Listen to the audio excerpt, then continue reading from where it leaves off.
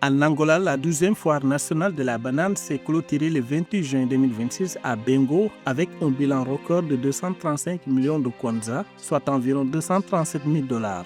Environ 510 tonnes de produits agricoles ont été écoulées, illustrant la vitalité du secteur local. Afreximbank a annoncé le 22 juin 2026 un prêt de 500 millions de dollars à la Banque centrale de Tunisie pour soutenir les priorités socio-économiques du pays. Ce financement porte le soutien total récent de l'institution à 1,7 milliard de dollars afin de sécuriser les importations stratégiques et stabiliser les réserves de change.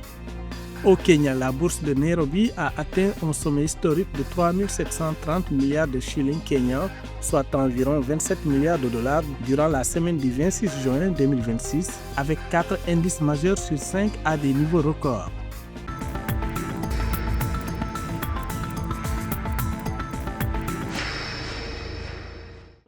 En Angola, la 12e foire nationale de la banane s'est clôturée le 28 juin 2026 à Bengo avec un bilan record de transactions estimé à 235 millions de kwanza, soit environ 237 000 $.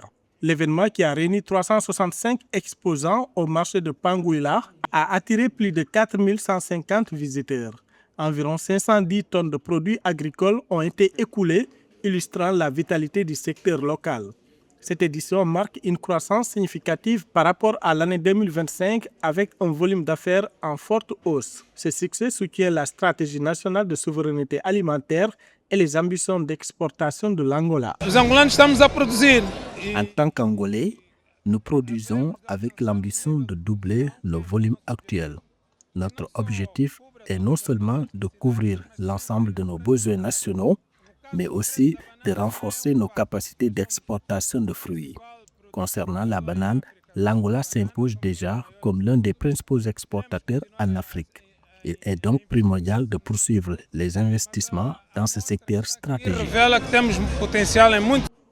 Au-delà de la banane, le salon a servi de vitrine à l'ensemble du potentiel productif de la région. Pour les autorités, ce succès est un indicateur des futures opportunités de développement économique du pays. Cet échantillon démontre notre potentiel dans divers secteurs de produits. Notre présence ici est une opportunité stratégique pour mettre en lumière les atouts de l'Angola et explorer de nouveaux débouchés. La clôture de cette foire marque une étape clé pour Bengo, réaffirmant son rôle de moteur du développement agricole national. Durant la campagne agricole 2024-2025, la production fruitière nationale angolaise a atteint 7,2 millions de tonnes, soit une croissance de 5,5%. La banane a dominé le secteur agricole, représentant environ 66,1% de la production fruitière et assurant l'autosuffisance du pays.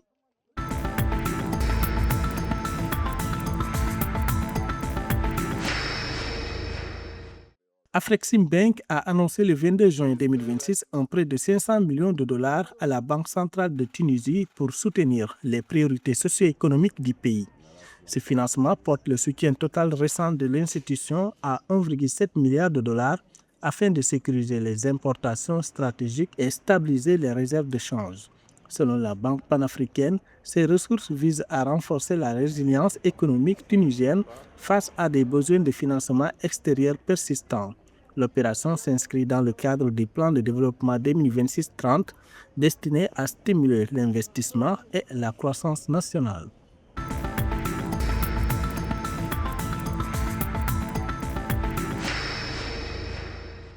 Au Kenya, la bourse de Nairobi a atteint un sommet historique de 3 730 milliards de shillings kenyans, soit environ 29 milliards de dollars durant la semaine du 26 juin 2026 avec 4 indices majeurs sur 5 à des niveaux records. Cette performance est portée par l'introduction en bourse de Family Bank et la vitalité des valeurs vedettes affichant une progression de 26,77% depuis le début de l'année. La dynamique s'appuie sur un cadre macroéconomique solide marqué par la stabilité du shilling face au dollar. Par ailleurs, les réserves de change se maintiennent à un niveau confortable de 13,17 milliards de dollars.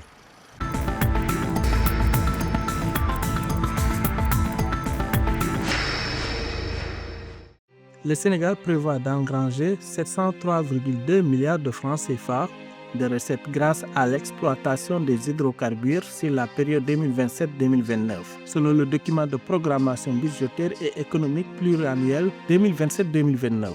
La répartition annuelle anticipe 397,8 milliards en 2027, suivi de 168 milliards en 2028 et 137,4 milliards en 2029. Ces revenus s'intègrent dans un budget global projeté à 18 286 milliards de francs CFA, soutenu majoritairement par des ressources internes. Pour atteindre ces objectifs, l'État mise sur des réformes fiscales majeures et l'application rigoureuse du plan de redressement économique et social.